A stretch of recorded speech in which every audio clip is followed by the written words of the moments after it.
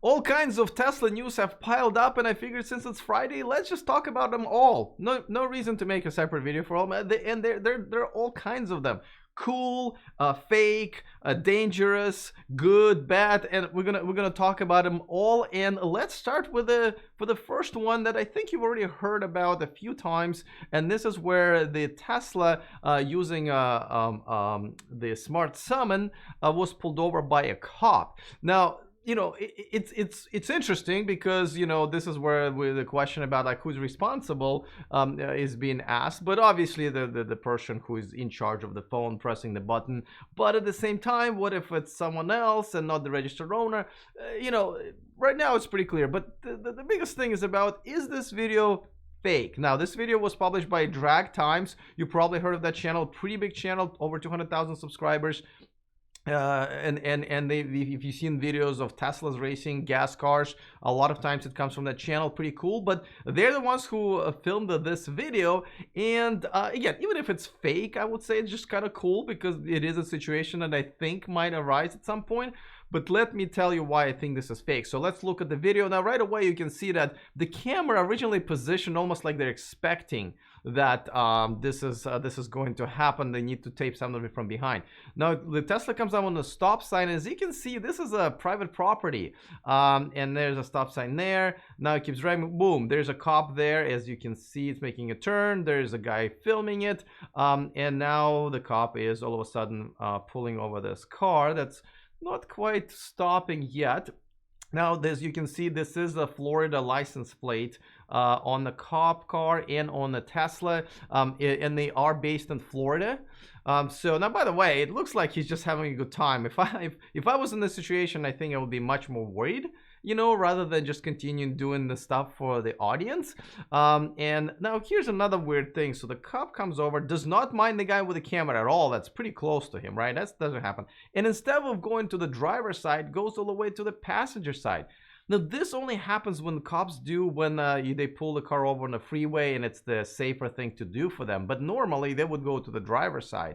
And just none of it matches up. Now, the reason I mentioned this as Florida is this. And I looked into this.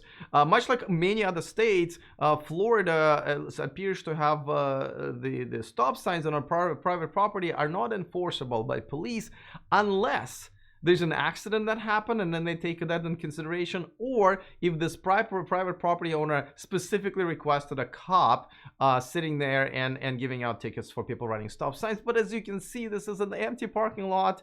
No one else is around. I strongly doubt that a cop is hanging around trying to give out tickets when I'm sure they have other things to do, even in the smallest, tiniest little cities in Florida. So this is why I think this video is fake, which is okay. I mean, you know, this still brings up a pretty good point. Let me know in the comment section if you think so as well. All right, let's move on to another pretty popular story that just had another development recently. I don't know if you remember this lady, but she is the one who did this. This is the video that was shot by someone with the Tesla, where I guess he was at his kids' soccer practice, and this lady just came up and keyed the car.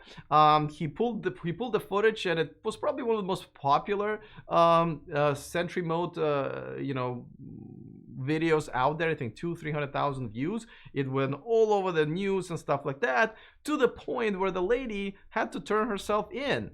Boom, here's a mugshot. She turned herself in, and you know, obviously the more of this gets publicity, the less likely people are going to mess around with Teslas. Obviously, she did not know that. And by the way, anybody else find it funny that she has the "Don't Stop Believing" t-shirt on? I mean, maybe she's just a small town girl, you know, living in a lonely world, but I doubt it. So it's just a little bit of irony. But yeah, she got caught. She's going to be charged with this. Obviously, video evidence and the fact that she turned herself in. I love this story, right? And because, you know, listen, we don't know what happened before. Maybe this person insulted her entire family, and you know, I don't know. But I'm glad that people are more aware that when you screw around with other people's properties, there is price to pay. And in this case, probably literally, because the damages from scratching a Tesla like this is probably going to be in thousands of dollars. All right, let's move on to the semi-truck story, because that's what's on the thumbnail of this video. So let me bring that to you. Before that, of course, a quick reminder that this video and this channel is sponsored by Byton. Check out their all-electric SUV called M-Byte, coming to Europe, coming to the United States. $0 to reserve this car. So you should join myself and over 50,000 people who are on that list already. About a minute of your time. So go to the description of this video to reserve your Byton today. Okay, so let's talk about the next story, which is the semi-truck story. And let's talk about chips. Chips maker Frito-Lay is doing something interesting in Modesto, California, nearby here. Not usually a town you want to avoid, but they have a facility there, and they want to make it very, very green. So they're ordering a bunch of green energy vehicles, including 38 natural gas semi-trucks powered by Volvo, and 6 Peterbilt tractors, but also 15 Tesla semi-trucks. And look, there's me. I think I'm one of the few, if any, only YouTubers who got to actually sit inside of the truck. That was at the actual unveiling. But enough about me. The 15 trucks that they've ordered are obviously going to be part of their green fleet, but also Tesla is going to help with their solar setup, which is pretty cool. They're going to set up the solar panels and probably power packs and stuff like that. So it's going to be a very green facility. This is a big deal. A major corporation just kind of out of like you know, nobody pushed them. Now I should mention that there are some local incentives that they're going to receive, and a few $1 million, and then they're going to put their own money. But that's just how the world goes around, and I'm happy that local governments are doing that. You know, a green facility to make our chips and drinks. I think it's also in association with Pepsi as well. All right, let's move on to the next story. And this one is actually pretty important. I'm not really sure why people are not really as excited about this, because they were excited about Tesla acquisition of Maxwell, a battery technology maker. But this week, they quietly acquired this company called Dipscale. And this might just be a bigger deal than acquisition of the battery maker, because this is a company that uses the low wattage, not voltage, wattage processor, artificial intelligence, computer vision, and this is to help Tesla with their autopilot and the processing of the images and so forth. I know they have their own chip, but maybe this can be incorporated in there. But probably, and this is what I'm betting on, is most likely they're acquiring talent. As you know, the biggest problem with the autopilot team with Tesla is just almost everybody who mattered, who was in charge of it, was recently hired, has left.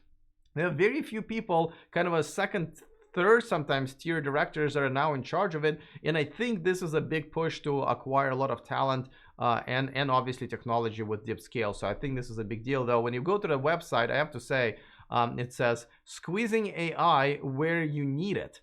I think that's how Tesla gets in trouble with their autopilot crashes, is they're just squeezing AI where you need it instead of always having it 100%. But all right, that just found it a little ironic. All right, the last story, and this is where Tesla might get in a little bit of trouble, in HTSA, which stands for, and I have to look it up every time, National Highway Traffic Safety Administration. It looks like it's getting back on Tesla's butt, and this is because of the story that you know, been in the news for a while now. And I believe this Tesla fire, which I thought was actually fake as well, just out of nowhere, this is a non-crash fire.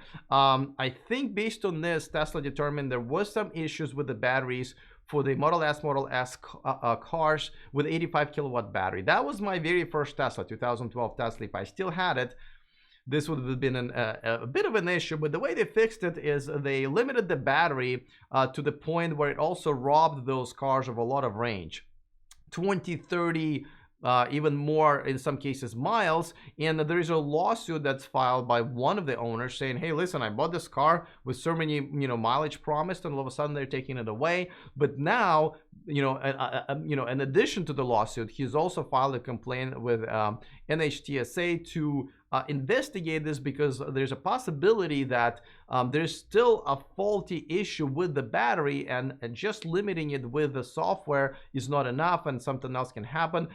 Honestly, I think Tesla could have handled it better in terms of communication. They should have told everybody that they're doing this, so there will be less pissed off people.